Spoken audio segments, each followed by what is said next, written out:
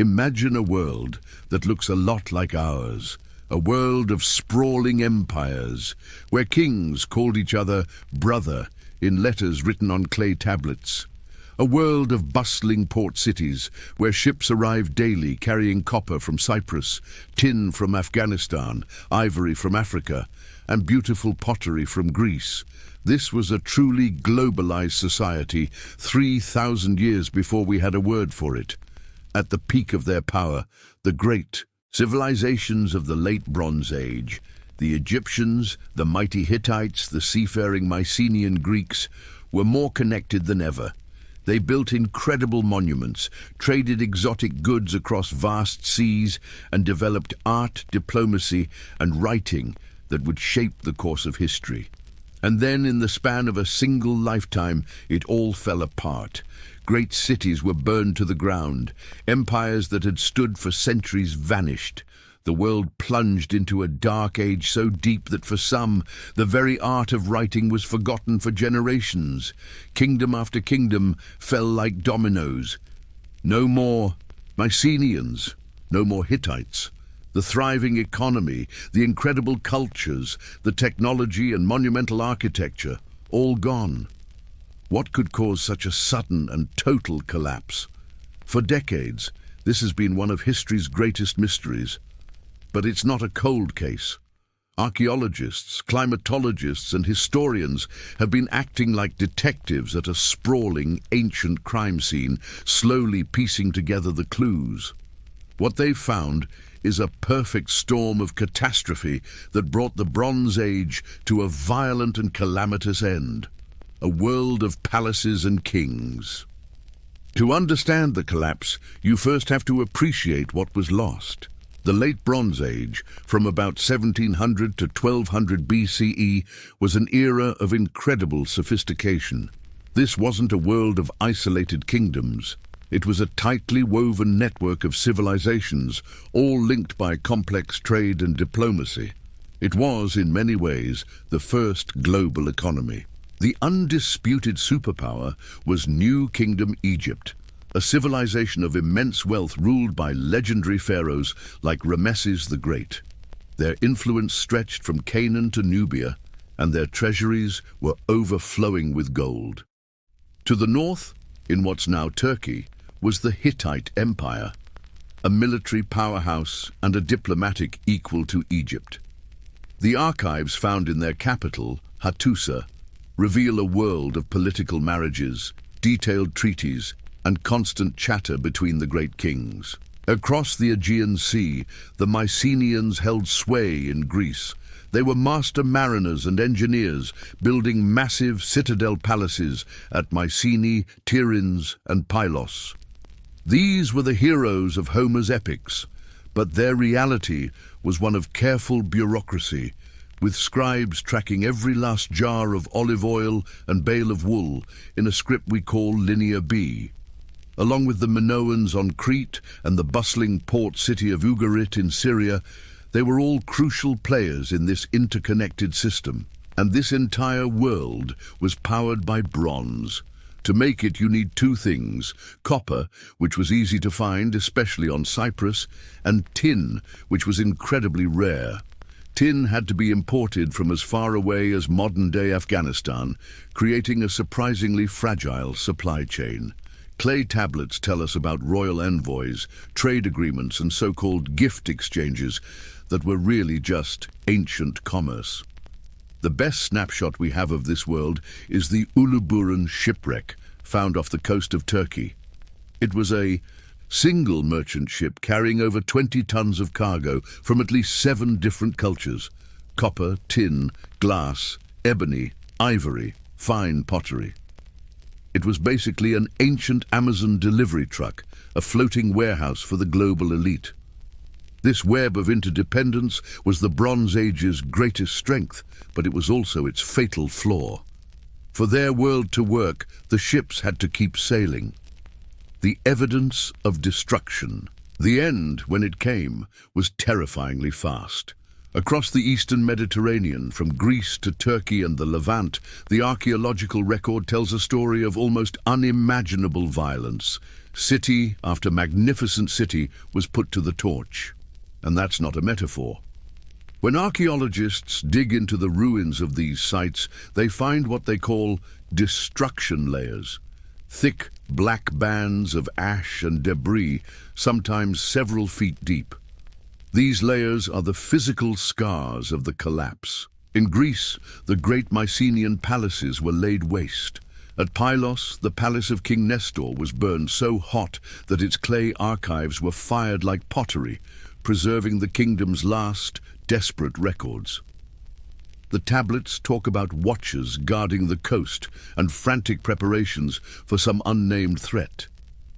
At Mycenae, home of the legendary Agamemnon, the city was demolished. Thebes was sacked and burned, its power gone forever. The devastation wasn't just in Greece. In Anatolia, the mighty Hittite capital of Hattusa, a city of towering temples and massive walls, was violently destroyed and abandoned, never to be lived in again. The Hittite Empire, which had lasted 500 years and challenged Egypt itself, simply vanished from history. Along the Syrian coast, the cosmopolitan port of Ugarit met the same fate. We have the king's last messages, frantic pleas for help. One letter found in the city's ruins reads, "My father, behold, the enemy's ships came here. My cities were burned, and they did evil things in my country. May you know it." Help never came. Ugarit was burned to the ground. The pattern repeats itself at dozens of sites. Carchemish, Tarsus, Alalach. It was a cataclysm that swept across the entire civilized world of its time. And for generations, historians blamed a mysterious and terrifying group of invaders, known to the Egyptians by a single ominous name. Suspect number 1, the Sea Peoples. Around 1177 BCE, Pharaoh Ramesses III faced an invasion on a scale never seen before. On the walls of his temple at Medinet Habu, he carved vast reliefs to celebrate his victory. They show a chaotic battle on land and sea against a powerful coalition of invaders. The hieroglyphs call them the Sea Peoples. The inscriptions are chilling.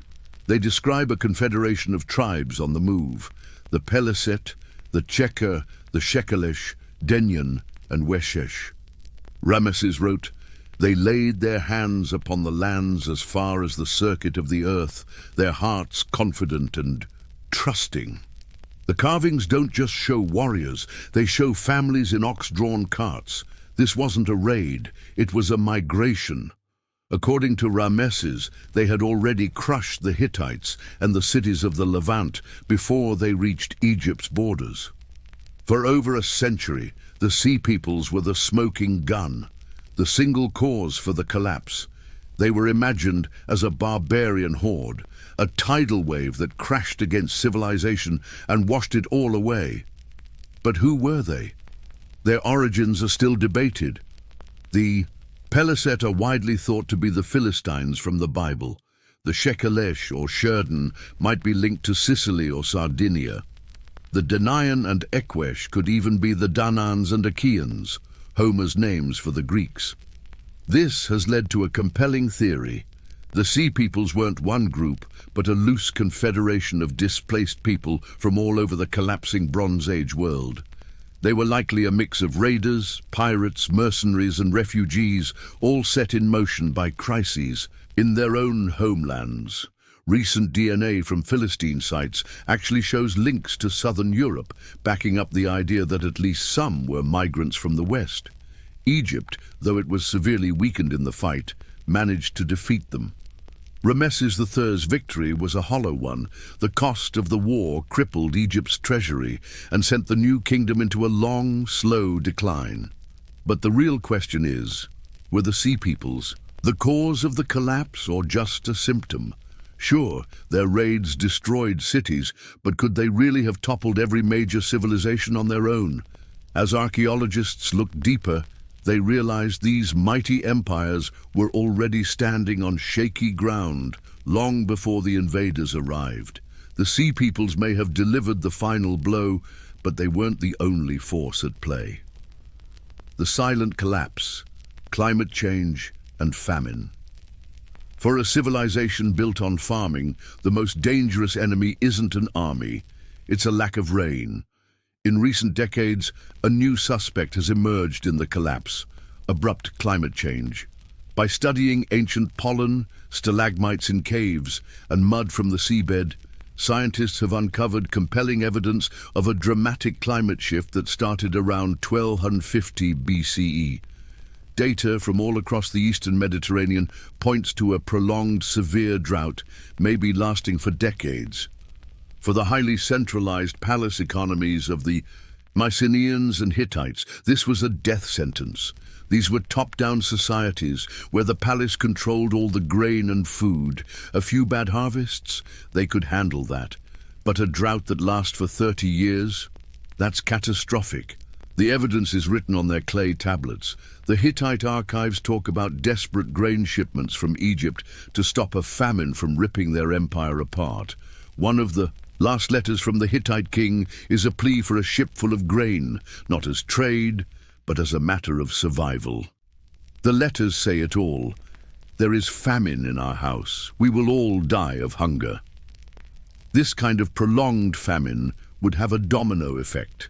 It leads to malnutrition, disease, and social unrest, pitting starving farmers against the elites hoarding the food. It forces entire communities to become refugees, abandoning their land in search of food and water. And when you look at it this way, the Sea Peoples start to look less like invaders and more like desperate migrants, victims of the same climate catastrophe that was destabilizing everyone. Famine and drought created a huge population of displaced people. Some of them took to the sea. The climate crisis didn't just weaken the empires, it may have created their invaders, shaking the foundations, the earthquake storm. On top of the drought and famine, the land itself seemed to be turning against them. The eastern Mediterranean is one of the world's most seismically active regions, and the archaeological record suggests that the end of the Bronze Age was rocked by a series of major earthquakes. Some archaeologists point to what they call an earthquake storm, a sequence of major tremors that struck city after city over about 50 years. At sites across Greece, Turkey, and the Levant, we find the classic signs of earthquake damage from this period: untoppled walls, collapsed roofs, and skeletons crushed under the rubble. At Mycenae and Tiryns in Greece, you can see how the massive Cyclopean walls were twisted and displaced by violent shaking. In some cases, people tried to rebuild. But imagine trying to recover from a massive earthquake when you're already facing famine and the threat of invasion. A series of quakes would have been overwhelming, destroying critical ports, granaries, and irrigation systems. For people who believed their king was the link to the gods, a king who couldn't stop the earth from shaking was one who had clearly lost divine favor. While probably not the primary cause of the total collapse, the earthquakes were another powerful blow, another destabilizing shock to a system already pushed to its breaking point. The inside job: systems collapse. For a long time, the search for a cause focused on these external shocks. But many scholars, like the archaeologist Eric Klein, argue that we also have to look at the inside job, the very things that made these civilizations so successful. Their complexity, their centralization, their interconnectedness also made them incredibly fragile. This idea is called systems collapse. Think of the late Bronze Age world as an intricate machine. You have farming, long-distance trade, bureaucracy, and a rigid social structure all working together. For centuries, this machine ran smoothly. But what happens when multiple parts start to fail at once? The disruption of trade was a critical blow. The palaces depended on a constant flow of metals, especially tin, to make bronze. Without bronze, you can't equip armies or make essential tools. As piracy from groups like the Sea Peoples increased, and ports were destroyed by earthquakes or attacks, that vital supply chain was choked off. The economy ground to a halt. This crisis would have ignited internal tensions. These societies were deeply unequal, with a tiny elite ruling over a huge population of farmers. As resources vanished, that inequality would become unbearable.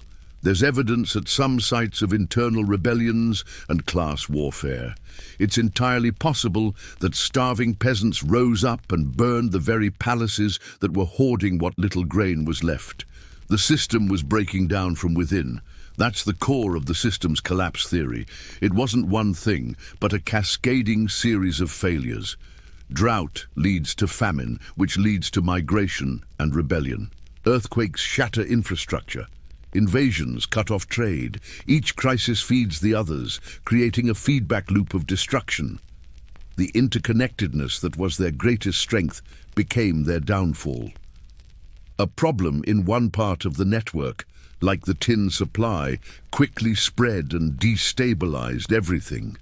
The great empires of the Bronze Age didn't just fall, they unraveled. The aftermath, a world without writing. The collapse wasn't just political, it was civilizational. The aftermath plunged the entire region into a dark age that lasted for more than 300 years. The scale of the decline is hard to wrap your head around. The most shocking loss was writing. In Greece, the Linear B script used by the Mycenaeans vanished completely. It seems literacy itself was wiped out.